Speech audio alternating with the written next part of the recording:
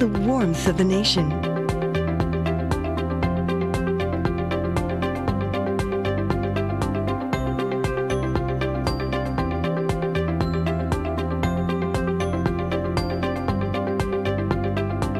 Mabuhay!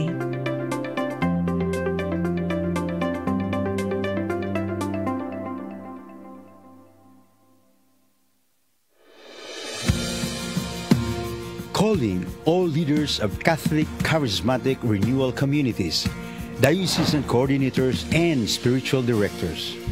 Be equipped, be formed, be informed of the worldwide movement of the Holy Spirit through the first National Charismatic Leaders Conference to be held on July 27 and 28, 2024 at the International Eucharistic Congress Convention Center in Cebu City.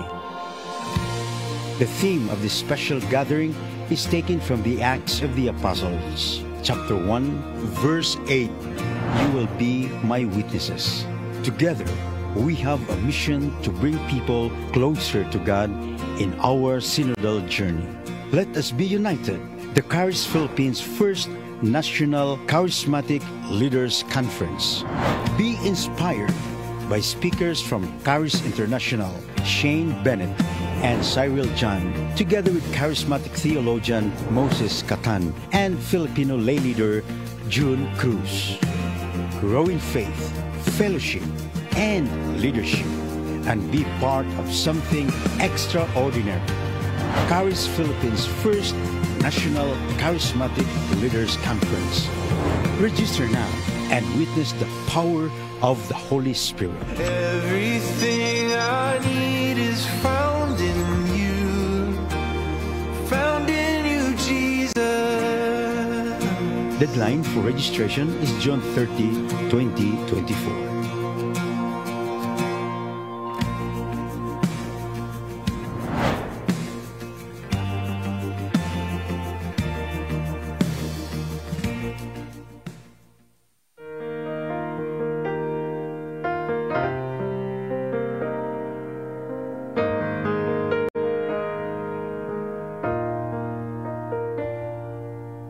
Heal me, O Lord, and I will be healed. Save me, and I will be saved. Heal me, O Lord, and I will be healed. For you are the one I praise. You are the one I praise.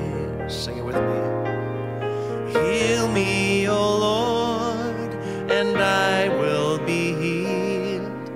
Save me, and I will be saved.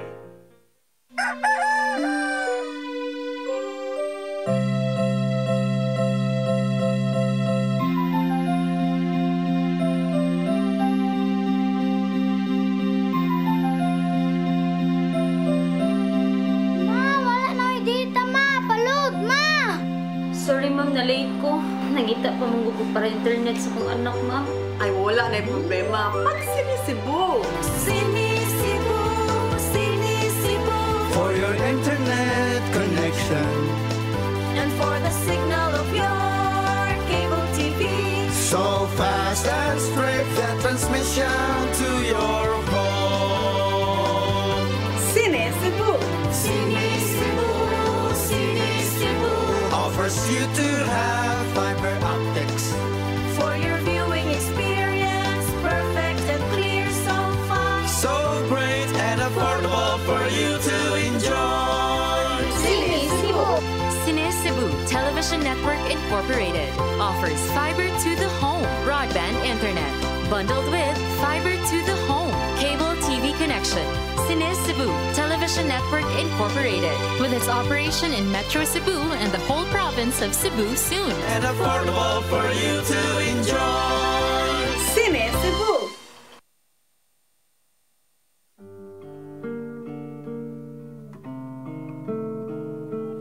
Lamig kininday apan paghinay-hinay.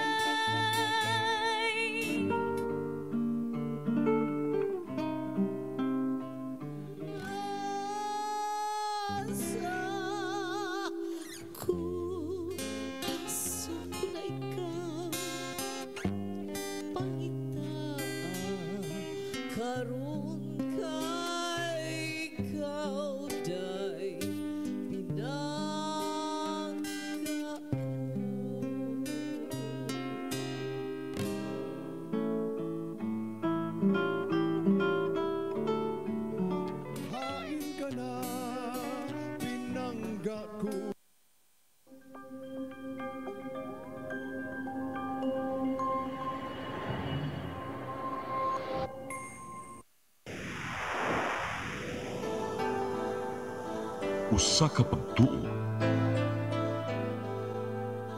usa ka tingog, usa ka katawhan.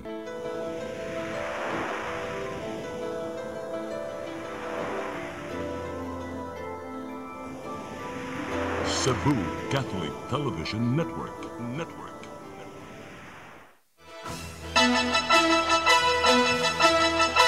Uluhan sa mga balita sa Sairi 47. Supply sa tubig sa MCWD, hinay-hinay nang nibalik sa normal ning panahon sa ting-uwan. Bisan sa pag-aprobar sa Negros Island Region, ekonomiya sa Central Visayas, dili rahayan maapektuhan. Kani Kongresista Arnie Teves, gipaubos sa house arrest, sumapas sa DOJ. Building nga nasunog sa Kuwait, may resulta sa pagkamatay sa 3 ka mga Pinoy, sumapas sa DMW. Sugbo, Kabisayan ug Mindanao, Pilipinas ug katawhan kutos maabot atong Sibya sa tibuok kalibutan mayong hapon.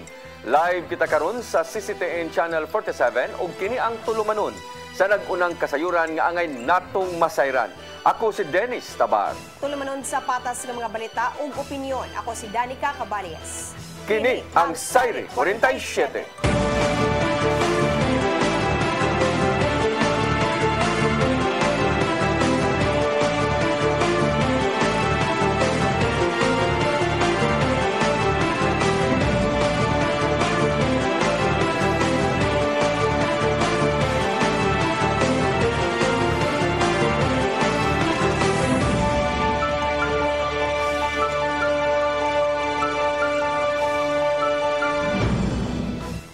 Karon sa kompletong detalye sa atong mga balita, Central Visayas dili ra mapiktuhan bisan pa man og mubuwag na ang Negros Oriental ug Siquijor, makuhaan lang kini og 179 bilyones ka pesos gikan sa kinatibuk-an niyang ekonomiya karong aprobado na ang Negros Island Region.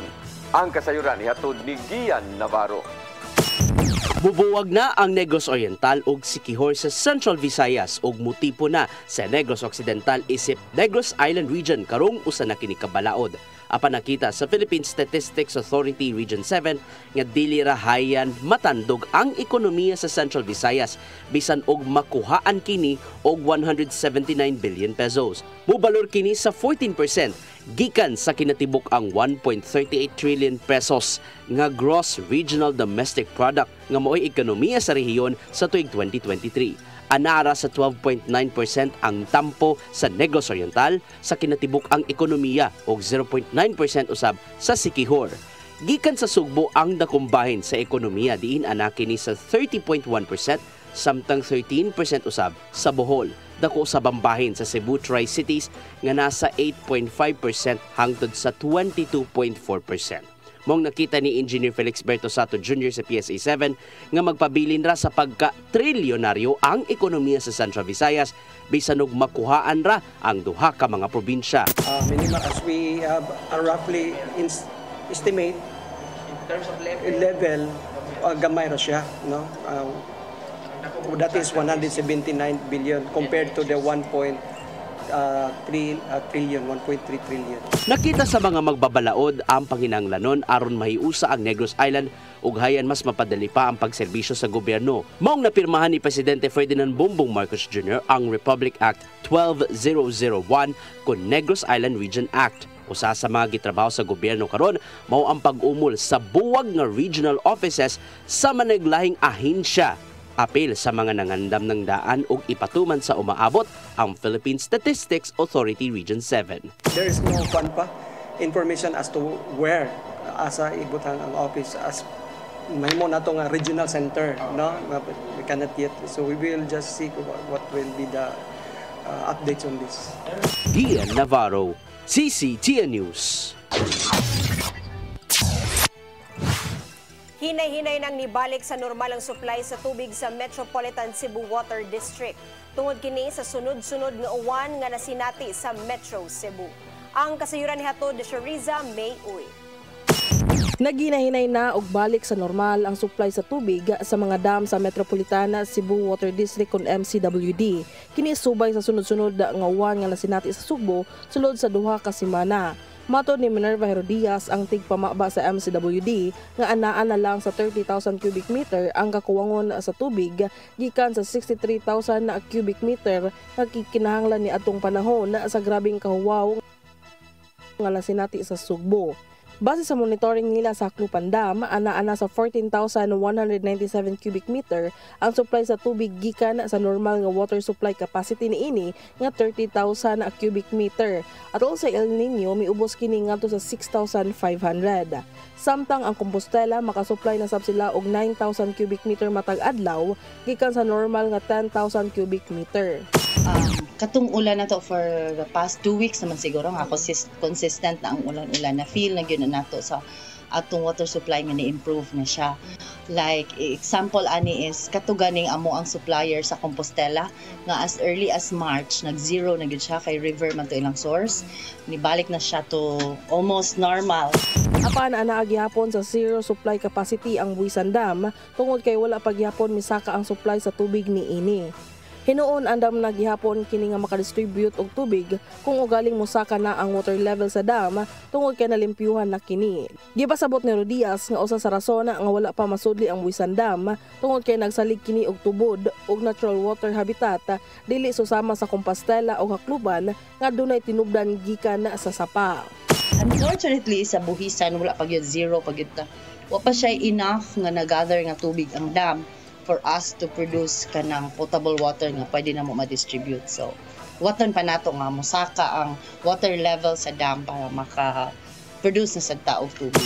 Apan bisan pa man nga naginahinay nagbalik sa normal ang supply sa tubig sa mga dam sa MCWD, giawhag gyapon niya ang publiko nga magkat-on gihapon sa pagdaginot og pundo sa tubig. Sherry Zamay-Uy, CCTN News. Padayong gitinguha ni Konsyal Pastor Alcover nga mahulipan na sa katungdanan ang Pangulo sa Cebu City Agriculture nga si Joey Baclayon. Tungod kay hangtod karon, wa pa gyud kini pagbati sa mga mag-uuma sa bukirang dapit nga grabing naapektuhan sa huwaw. Ang kasayuran ihatod pagbalik ni Sherisa May-Oy. Nang hinaot si Cebu City Councilor Pastor John Alcover nga sugod sunod semana, may lisan na si Cebu City Agriculture Head Joey Baclayon. Kinitungod isip overseer ni Cebu City Acting Mayor Riman Alvin Garcia sa Agriculture, dili siya gusto nga makatrabaho si Baclayon, ilabi na sa iyang personal nga opinion nga walay pagbati sa mga mag-uuma sa bukid. Gani miangyo siya pagbalik ni Garcia nga hulipan si Baclayon, man nga wala siya paminawan ni suspended Cebu City Mayor Michael Rama nga ilisa na si Baclayon tungod sa grabing pagsalig nga gihatag niini kadto kaniya. Wala pa siya kahatag do. Kay mo na usa na sa ato ang kanon dito kay importante man nga ma-check na to na kay asa na mga drums. Kaya kadua, ang importante kayo kini yung pagtaba unsay mahimo ba sa kabukiran labi na kining baha-baha karon kay ang mingalan na og bag-o nga modala si Garcia sa ilang Agriculture Department, bot niya nga ipaimbentaryo ang mga gipanghambog ni Baclayon nga manggigipamalit ubos sa iyang pagdumala sama sa mga dam, seedlings, water pumps, fertilizers ug uban pa. Kinitungod kay dako ang pagtuon ni Alcover nga ang maong mga gipamalit sa kada wala kini maabot ngadto sa mga mag-uuma hinungdan nga nagkaproblema gyud ang mga mag-uuma sa bukid panahon sa huwaw. Doon nag-turn over, i-check kung sa gina mga butanga ako nang ipangayo sa council na mag-inventaryo, partly inventory at tanang mga naadina sa kay dagan mo ko kayo ng ang kadagang kayo mga fertilizer, mga seeds, mga usap na din ng mga Sherry Zamay-Uy, CCTN News. Negros Oriental ug Siquijor gidapit gihapon alang sa Region 7 Regional Peace and Order Council kon ARPOC quarterly meeting. Kinibisan og napirmahan na sa presidente kagahapong adlaw ang Republic Act 12001 kon ang pagkamugna sa Negros Island region. Ang kasayuran nihatod ni Crystal Joy Pelerca. Gipahigayon kagahapong adlaw ang unang Regional Peace and Order Council Executive Committee meeting sa Rehiyon 7. Kung diin ang bagong nilingkod nga RPOC Chairman nga si Mayor Junard Hongchan maoy nangulo sa maong meeting, kauban si PRO 7 Regional Director Police Brigadier General Anthony Aberin nga mao ang RPOC Vice Chairperson ug si Colonel Erwin Romel Lamzon ang MNSA PA Commander. Kauban usab si DILG 7 Regional Director Leo Cadjo Trovella nga mao ang RPOC Head Secretariat ug si DILG Lapu-Lapu Head John Napino.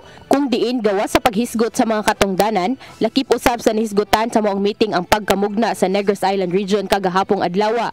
Human kini gipermahan ni Presidente Ferdinand Bongbong Marcos Jr. ang Republic Act 12001. Kung diin mabuwag na sa Rehiyon 7 ang Siquijor ug Negros Oriental. Apan taliwala niini gibutyag ni Mayor Chan nga lakip pa sila sa imbitahon sa quarterly meeting sa RPOC 7 karong Hunyo 20. Kini tungod kay dili man diha dayon mahimong epektibo ang maong balaod. Wa pa man gyud mo effect ang ilahang pag-separate, so we will still include so that we can assist sa ilahang situation sa ilang peace and order sa ilahang probinsya. Dugang niya nga sa sunod nga quarterly meeting, posible nang mabuwag ang duha ka probinsya. Karong Hunyo 18 mo pahigayon usab og laing meeting ang Executive Committee para sa agenda sa quarterly meeting, apan matud sa mayor nga usa sa pagahisgutan mao ang kasamtangan nga sitwasyon sa rehiyon. Pag-assist and validate sa mga crimes sa matag probinsya, matag lungsod, matag syudad. Crystal Joy Filerca, CCTN News. Kalyado kaniadto ni suspended Mayor Michael Rama nga si Konsyal Pastor John Alcover mideklarar na nga independent. Subay kini sa giingong way pagsirabtanay sa iyang mga kaubanan sa partido sa Timbarog, PDP laban nga gipanguluhan ni Rama. Ang kasayuran ihatod ni Sherissa May Oy. Upat ka buwan sa dili pa ang filing sa Certificate of Candidacy alang sa midterm election na sunod tuig, mideklarar og independente si Cebu City Councilor Pastor John Alcover. Kini subay sa dunay pagsinabtanay sa mga miyembro sa Barug PDP laban nga gipanguluhan nilang suspended Cebu City Mayor Michael Rama ug acting Cebu City Mayor Raymond Alvin Garcia. Giangkon ni Alcover nga aduna gyoy problema ang grupo, ilabi na nga nanggawas na ang kahiubos ni Rama ngadto kang Garcia tungod sa mga development sa syudad ubos sa liderato ni ini. Pero ako sa kong kagalingon, murag mo declare na ako independente tingali. Di lang na sa ako mo side kung whatever. Magpaabot lang ko sa development. Kaya nga ko sa bisag na ako sa kuan, independent minded manggugo. Pasabot pa niya nga bisan pa man kang asa siya mo abin nga partido magpabiling gyapon ang iyang prinsipyo nga pagka-independente, ilabi na kung kaayuhan kini sa katawhan. Sa pagkakaroon iya pang gipaminaw og giobserbahan ang sitwasyon human sa isyu ni Rama ug Garcia. Gipasabot usab sa Alcover nga nung wala siya motambong sa Independence Mass ni Rama ni atong Miyerkules kay wala siya makadawat og imbitasyon gikan sa kampo. Kay namduman nga ang miyembro sa team Barug PDP laban nga silang Vice Mayor Dondon Hontiveros o Konsel Jocelyn Pesguera lang mao ni tambong sa maong kalihukan uban si Rama. Kasabag kakaron wa pa kay klarong direksyon.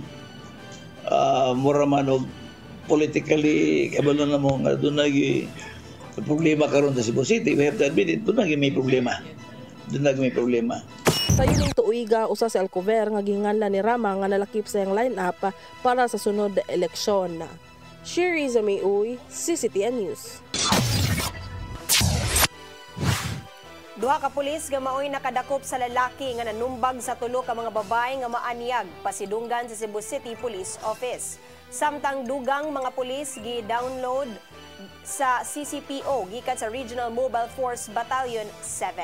Ang kasayuran ni hatod ni Arnold Bustamante.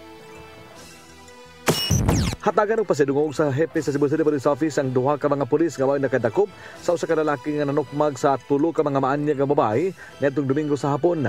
Ang pasidunggan sa CCPO mao silang Police Patrolman na Jordine Franco ug Patrolman na Jancel Francisco nga sakop sa Abiliana Police Station 2. Mato ni Police Colonel Ireneo Dalugdog ang pangulo sa kapulisan sa Dakbayan Sugbo nga nabatasan na niya nga kung adunay makahimo kalampusan hatagan gyud kinig pasidungog aron mosaka usab ang moral sa mga personnel ug mogana sa trabaho. Cebu. Gawas din mahimo usab ni nga sulundon sa uban nga mga pulis nga kung nga makahimo sila dako nga accomplishment, dunay nagpaabot nila nga pasidungog gikan silang labaw.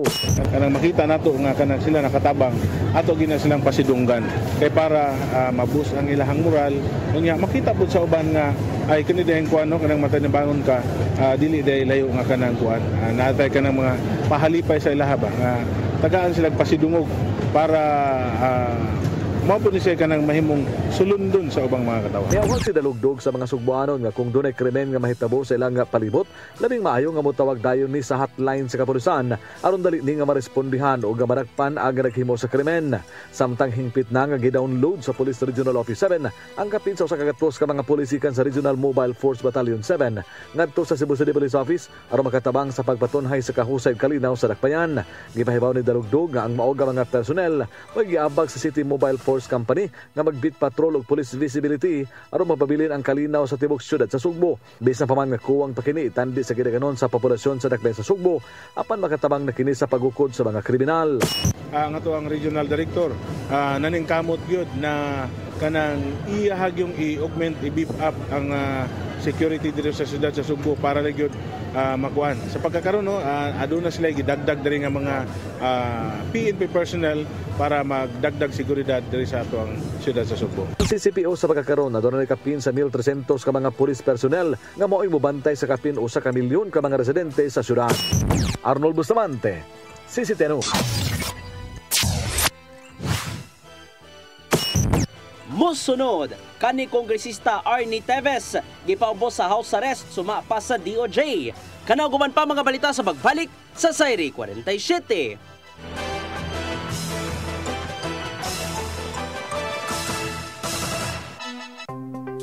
Discover the beauty of the Philippines.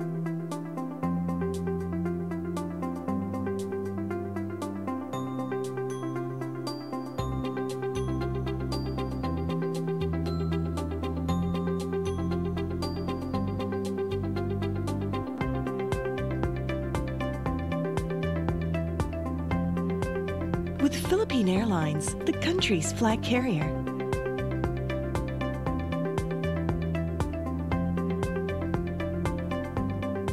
The airline that lets you feel the warmth of the nation.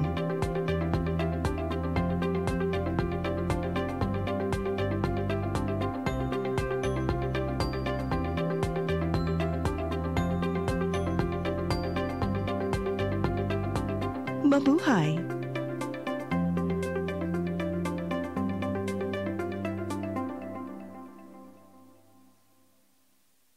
Be equipped, be empowered, and be informed. CARIS Philippines. 2 national events will be held in Cebu City this year. First is the CARIS National Leaders Conference, a gathering of spiritual directors, diocesan coordinators, and all leaders of charismatic communities on July 27 and 28, 2024 at the IEC Convention Center. For this first ever gathering of CARIS Philippines leaders, Moses Catan and June Cruz will be joined by renowned CARIS international speakers Shane Bennett and Cyril John. The event will be hosted by Couples for Christ in Cebu with the theme, You Will Be My Witnesses, Acts chapter 1, verse 8. Registration is now open for the July 27 and 28 Leaders Conference. Come October 4, 5, and 6, another gathering will be held in Cebu City, the first National CARIS Conference, which is open to all charismatic communities, realities, and expressions. Hosted by the Brotherhood of Christian Businessmen and Professionals, the event will have interesting workshops and topics to help us grow in our various charismatic gifts and charisms. Watch out for more details about this event from our host BCBP in the coming days. Meantime, let's be ready to join these gatherings and pray for the outpouring of the current of grace in the Philippines.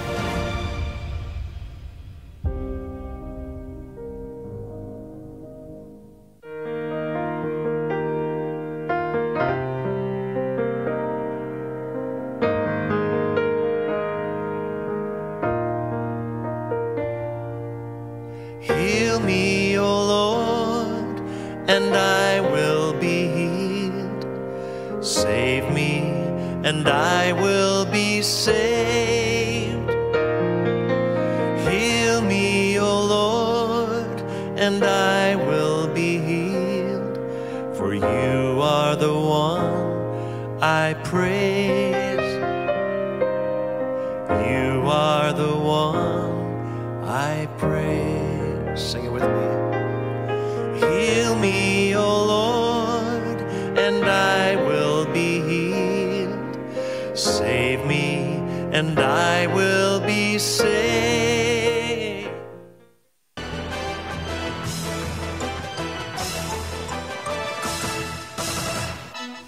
Balik sa ato mga balita, Department of Justice may konfirmar nga gipaubos sa house arrest si kanhi kongresista Arnie Teves Jr. Gikabalak-an mismo sa korte sa Timor-Leste nga posibleng moikyas ang dinakpan tungod kay naa kini nagsuporta kaniya. Ang kasayuran ihatod ni Gian Navarro. Gitato sa Department of Justice nga nagpabilin isip piniriso kon persons deprived of liberty si kanhi Negros Oriental Representative Arnulfo Arnie Teves Jr. sa nasod nga Timor-Leste. Dungan kini sa inimo nilang kumpirmasyon gikan sa Court of Appeals nga gipaubos na ang kanhi kongresista sa house arrest. Matod sa report dito sa nasod nga Timor-Leste, giila mismo sa maong korte sa Dili ang giatubang nga multiple murder charges kang Teves ug niabot siya sa ilang nasod netong April 2023 sakay ang pribadong eroplano. Nasayran nga nagpuyo si Teves sa giabangang balay diin $10,000 ang binuwang abang ug kauban sa iyang pagpuyo ang asawa, mga anak ug mga empleyadong Pinoy ug Timores. Dugang pa sa taho gikan sa korte nga nagtrabaho si Teves isip partner sa Saka construction firm diin hatagan siya og financial support gikan sa tag-iya. Butang nga gikabalak-an sa Court of Appeals didto nga basin og muikyas ang maong piniriso karong kwartahan naman og siya gikonsiderar nga flight risk. Gipaubos karon sa house arrest si Teves subay sa giprosesong extradition aron hayan makabalik sa Pilipinas. Gimakakinuon sa abogado ni Teves nga si Attorney Ferdinand Topacio ang giingong pagka-flight risk ni Teves kay wala siya nabuhat kakalapasan sa mong nasod. Apan gihimug-atan ni DOJ Undersecretary Raul Vasquez nga nagpabilin sa pagkapiniriso si Teves og kontrolado na sa mga otoridad didto. Nadakpan si Teves niadto Marso 2024 pinasikad sa warning gikan sa International Police human gikaswan dinhi sa Pilipinas og multiple murder kinsang siya ang giingong nipatay ni anhing Governor Ruel Degamo. Gian Navarro, CCTN News. Gipainomduman ni Gobernador Gwendolyn Garcia ang DPWH Cebu District Engineers nga isumiter ang tanang detalye sa mga proyekto sa dili pa ang Hunyo 18. Mato ni Garcia nga gamiton ng maong mga project specifications aron tun-an sa Junta Provincial sa musunod nilang session karong Hunyo 24. Dunga ni ini, gipainomduman usab ang DPWH 7 nga musanong sa Provincial Ordinance 2023-02 din ipakita ngadto sa LGU ang mga proyekto aron timbangon una tugutan. Kini aron kalikayan ang mga kakulian sa gayong mupatuman ng DPWH districts sa mga infrastructure projects sa ilang dapit. Cebu City Police Office mudugang og personnel nga ibutang sa buhatan sa Anti-Mendicancy Board. Kini aron moabag sa ipahigayon nga rescue operation sa mga bata nga mga libod suroy. Ang kasayuran ihatod ni Arnold Bustamante. Nagpadayon ang kapulisan uban sa mga personnel sa Anti-Mendicancy Board sa siyudad sa Sugbo sa pag-rescue ni mga bata nga mosaka sa mga publikong sakyanan aron manghatag sa sobre sa mga pasahero. Giangko ni Police Lieutenant Colonel Janet Rafter, Deputy City Director for Administration sa Cebu City Police Office nga mugaran na usab kini nga mga bata nga libod suroy nga mamiktima sa mga tao panahon sa kagadion. Gani doon na siya nakita sa social media nga doon ay mga batang libod suroy aga misulod sa usa ka tindahan ug nangharas kini sa mga customers nga tungod ani ilang hingusgan ang pag rescue sa mga bata uban sa City Social Worker and Services sa kagamanan sa Dakbayan sa Sugbo. Kana bitaw no, actually nagani tay kuan kapadayon kita ana I mean ang together with the anti-mendicancy sa kuan no, sa ato ang city government and the DSWS padayon gid ang ato ang pagkuan na ang mga batan o mga bata ang mga kana bitaw murag karon murag nag-viral na pud no kay actually on my way diri paingon sa opisina murag na pud to isa pud nga murag giharas. Dugang ni Rafter nga dugang nila og personel nga igo-augment sa buhatan sa Anti-Mendicancy Board sa kagamanan sa Dakbayan Sugbo aron kung doon na sila ilusad nga rescue operation naa na dayon ang pulis nga muuban kanila. Una na nga miauhag si Konsehal Jose Abilanosa pinagi siyang resolusyon sa Konseho sa Dakbayan Sugbo ngadto sa DSWS ug sa Anti-Mendicancy Board paghipo sa mga bata basin gigamit kini matud pa kini sa sindikato. Papunan nato i-augment nato ang ato ang kapulisan diha kay nanam gyud tagoy police good nga naka-embed gyud diha sa ilaha para in time nga mag-operate sila dili na kinahanglan mo tawag pa sa pulis so sila na they can do it on their own. Ginoon ginoon sa kapulisan nga wala sila makamonitor nga doon nagpaluyo nga sindikato sa mga batang libot suroy nga manaka sa mga publikong sakinan nga manghatag og sobre sa mga pasahero. Arnold Bustamante, CCTV News. Dugang duha ka degree program sa Mandawi City College nakaangkon og Certificate of Program Compliance gikan sa Commission on Higher Education 7. Niaging buwan 5 ka degree program sa tunghaan ang nakaangkon usab og certification. Ang kasayuran nihatod ni Mary Rose Sagarino. Gikalipay sa syudad sa Mandawi nga nakaangko na ang dugang duha ka kurso sa School of Business o Certificate of Program Compliance gikan sa CHED 7. Niaging buwan 5 ka degree program sa Mandawi City College ang nakaangko na og COPC, mawang Secondary Education, Major in Math, English ug Filipino, Bachelor of Elementary Education ug Information Technology. Ang Industrial Technology ang nahabiling degree program nga wala pay COPC. CHED 7, it was handed over by our, of course, our Regional Director, Dr. Maura Cristobal.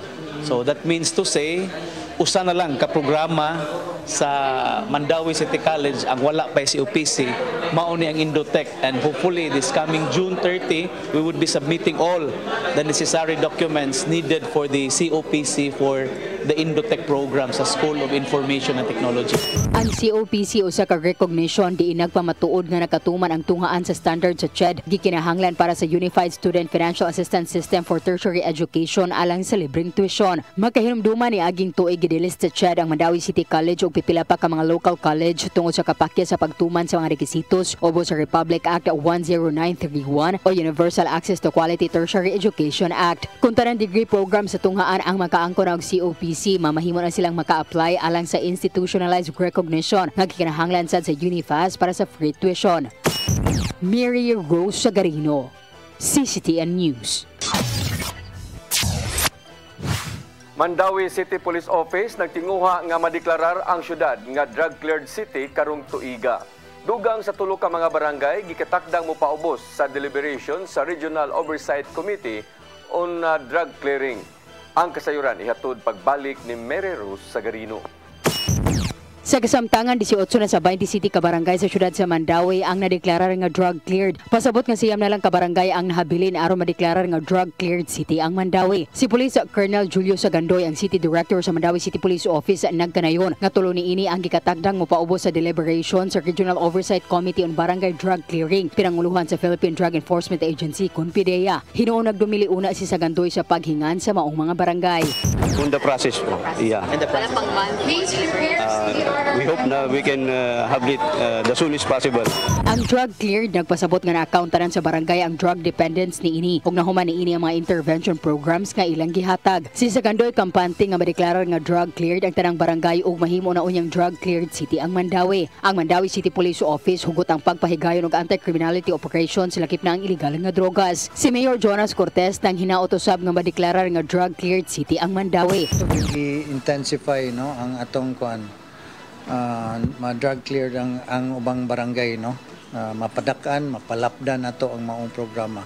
Kay nakita nato ang usa gini, dako gini problema ang atong problema sa drogas. Matod sa mayor nga nagkadayang programa ang gipahigayon sa syudad sama sa sports program aron pagtabang sa mga kabatan-unan nga malikayan ang illegal nga drogas. Mary Rose Sagarino, CCTN News. Mga pambatong produkto gikan sa 2nd ug 6th district sa probinsya sa Sugbo mahimong mapahimuslan sa laing hugna silang exhibit sa usa ka mall sa Cebu City. Samtang adunay pahimangno si Gobernador Gwendolyn Garcia sa mga buot muguba sa nahimo nilang panaghiusa. Ang kasayuran ni hatod ni Gian Navarro. Nakasweldo na ba ang tanan karong adlaw? Kung adunay sobra aron igasto, gamiton ka na pinaagi sa pagsuporta o pagpalit sa mga lokal nga produkto sa laing hugna sa Cebu Exhibit. Gikan karong adlaw hangtod Domingo, mahimong matagamtaman ang mga pambatong produkto gikan sa 2ndo ug 6th distrito sa lalawigan sa Sugbo. Musugat ka nato ang mga mambulukong booth gikan sa Alcoy, Argao, Bulhoon, Dalaget, Oslob, Sambuan ug Santander sa 2nd District. Ana usab ang booth gikan sa Mandaue City, Consolacion ug Cordova sa 6th District. Kung ang mga opisyal sa matag lungsod ang pangutan-on unsa mga pambato ang mahimong paliton sa ilang booth, kini ang ilang gitubag. We also have our kind of cookies na lamig yun siya. Hopefully matilawan po ninyo. So that's the one. We really can pinpoint og usa ra gyud ka butang because we naamang daghang mga pwede namo na ma-promote gyud namo. Maura gyud ang utanon. Number 1 ang utanon. Ay ang utanon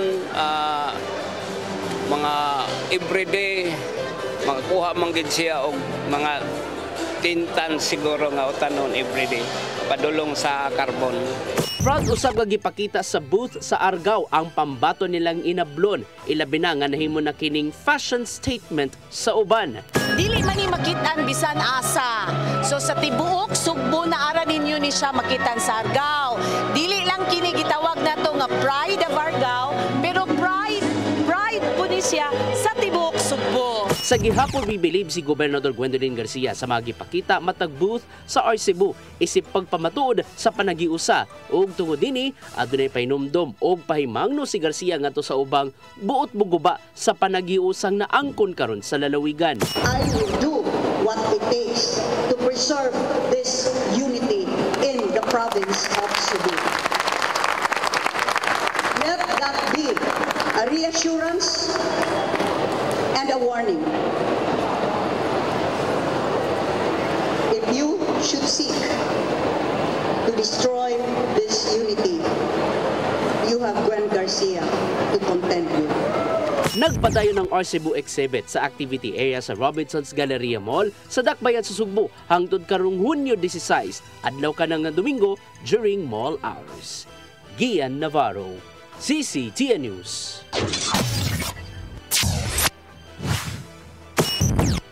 Musunod, building nga nasunog sa Kuwait ni sangpot sa kamatayon sa tulo ka mga Pinoy sumapa sa DMW.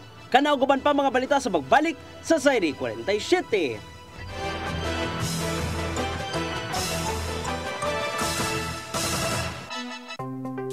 Discover the beauty of the Philippines.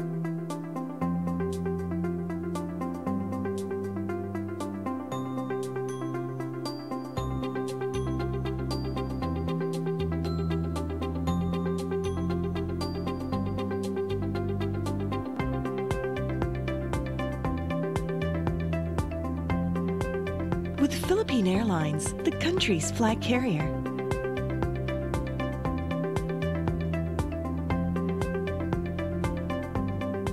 The airline that lets you feel the warmth of the nation.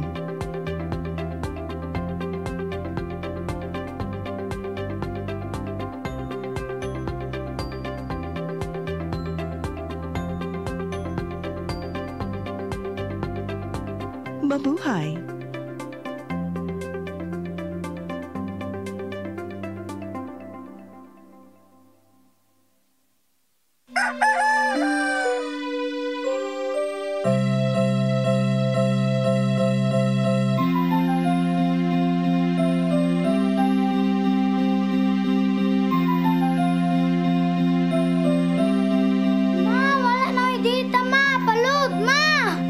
Sorry ma'am, na-late ko.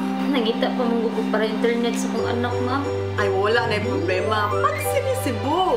Sinisibu, Sinisibu. For your internet connection. And for the signal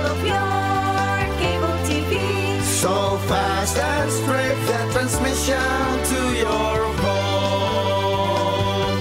Cine Cebu. Cine Cebu, Cine Cebu offers you to have fiber optics For your viewing experience, perfect and clear, so fine. so great and affordable for you to enjoy. Cine Cebu. Cine Cebu Television Network Incorporated offers fiber to the home broadband internet bundled with fiber to the home cable TV connection. Cine Cebu Television Network Incorporated with its operation in Metro Cebu and the whole province of Cebu soon. And affordable for you to enjoy. Cine Cebu.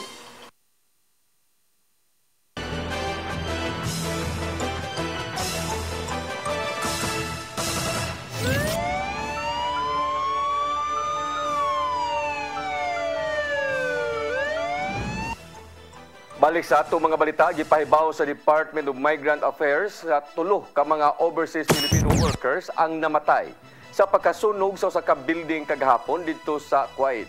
Matod ni DMW Secretary Hans Leo Kakdak nga namatay ang mga trabahante human nga nakahanggap og baga nga aso.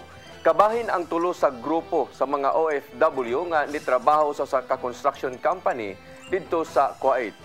Luwas usab ang kahimtang sa nahabiling 6 ka mga kauban apan talandugon ang kahimtang sa laing duha.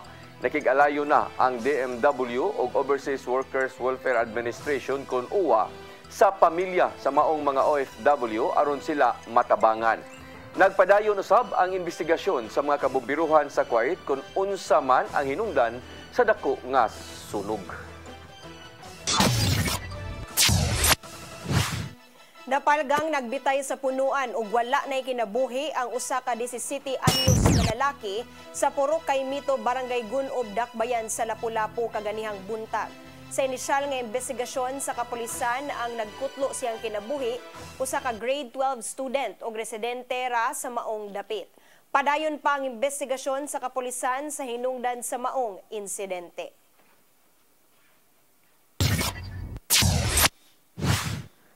Kapin sa 800 ka mga bata nga gikan sa 8 ka mga barangay sa Dakbayan sa Lapu-Lapu unang nakapahimo sa libreng tuli nga gipahigayon karong adlaw. Ang kasayuran ihatod ni Crystal Joy Filerca. Uban ang ilang mga ginikanan ni daso karong adlaw ang mga batang lalaki sa Hoopsdome sa Lapu-Lapu City aron mopahimo sa libreng tuli nga gidalit sa Dakbayan. Para sa unang Biyernes sa pagpahigayon sa libreng tuli sa mainland barangays, ang mga lumulupyo sa Barangay Babag, Kalawisan, Kanhulaw, Luok, Suba, Basbas, Agos, Marigondon ug Maribago mao'y unang nakapahimos niini. Sa nakuhang datos, kaganihang udto anaa na sa kapin 800 ang nagparehistro, kung diin 4 anyos ang pinakaubos nga edad sa buot magpatuli, samtang 18 anyos ang natala nga pinakataas nga edad nga nagparehistro gikan sa Barangay Suba, Basbas. Mapasalamaton ang mayor tungod kay daghan ang nisanong sa maong libreng tuli ug nakita ang importansya niini. So, importante kayo ang tuli kay dako ni katabang sa mga laki, no, sa hygiene, sa yun paglimpyo dili ma-infection. Gidugang ni Mayor Chan nga kadtong mga nag-edad og 20 pataas nga magpatuli, mahatagan og cash incentives nga tag 10,000 pesos. Nanawagan ko kinsa tong mga nag-edad og 20 pataas kung gusto silang magpatuli, libre ra gyapon. Plus an cash incentives nga ato ang ihatag. Samtang ang mga senior citizens nga buot magpatuli makadawat og 20,000 pesos nga cash incentives. Gani sa nilabay nga tuig matud sa mayor nga 73 anyos ang pinakataas nga edad sa nagpatuli, samtang unom ang anaa sa kapin 20 anyos. Ang maong libreng tuli magpadayon pa sa nahabiling 2 ka Biyernes sa buwan sa Hunyo ug laing mga barangay na usab ang makabenepisyo niini. Crystal Joy Filerca, CCTN News. Mao kadtong naglangkob sa atong mga balita sa Sayri 47, ako si Dennis Tabar. Ako si Danica Cabalies, hangtod Lunes pohon sa inyong paboritong tulumanon. Sayri 47.